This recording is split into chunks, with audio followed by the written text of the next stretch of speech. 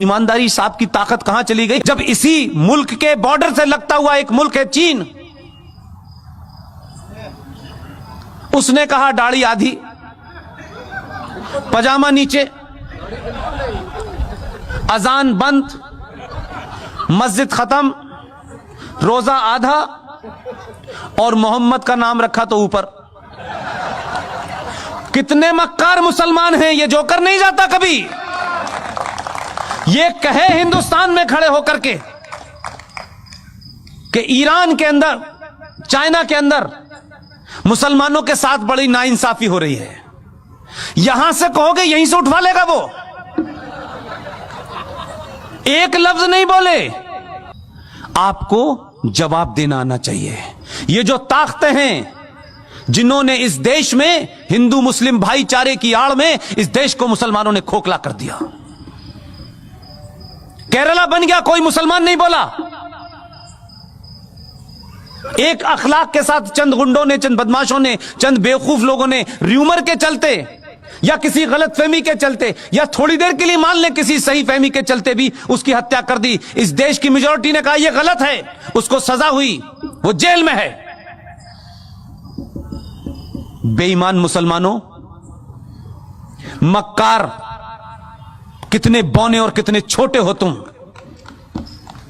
तुमने क्या किया? 5.5 लाख कश्मीरी हिंदू पंडितों को, जहां मुसलमानों का राज था, आपने उनकी पूजा पद्धति के कारण मस्जिदों और कुरान का सहारा लिया। 5.5 लाख कश्मीरी हिंदू पंडितों को अपनी ही धरती से मार के भगा दिया।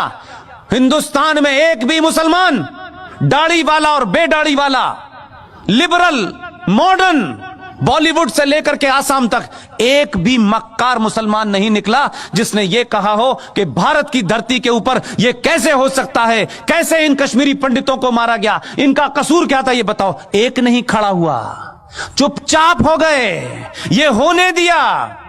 लेकिन बार बार बीच में निकल में आते हमारे साथ बड़ी ज्यादती हो रही है, अभी तो शुरू हुई है।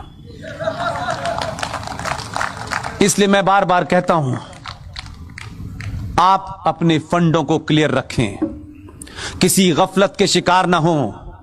ये जो इस्लामिक आतंकवाद इस देश में है, जिसे कॉन्स्टिट्यूशनली, सोशली, पॉलिटिकली इस देश में बढ़ावा दिया गया है, ये जो घर वापसी आप कहते हैं, घर वापसी तो होनी चाहिए, लेकिन ये वो घर वाली वापसी जिसमें आप बिजी हो उसमें मैं बिजी नहीं हूं। ये घर वापसी 1947 से होना शुरू हो गई है। अभी 35A 370 गया है, मंदिर वापस आया है। अभी काशी भी लेना है, मथुरा भी लेना है। इसके बाद में यूनिफॉर्म सिविल कोड भी आना है।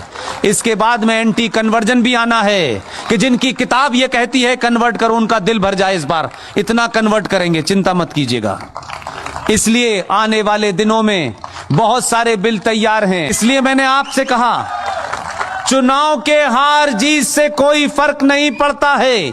चुनाव हार जाएं, लेकिन राष्ट्र नहीं हारना चाहिए।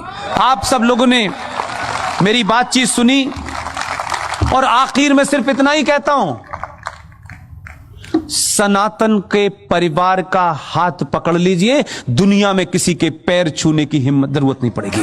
बहुत बहुत शुक्रिया, थैंक यू वेरी मच।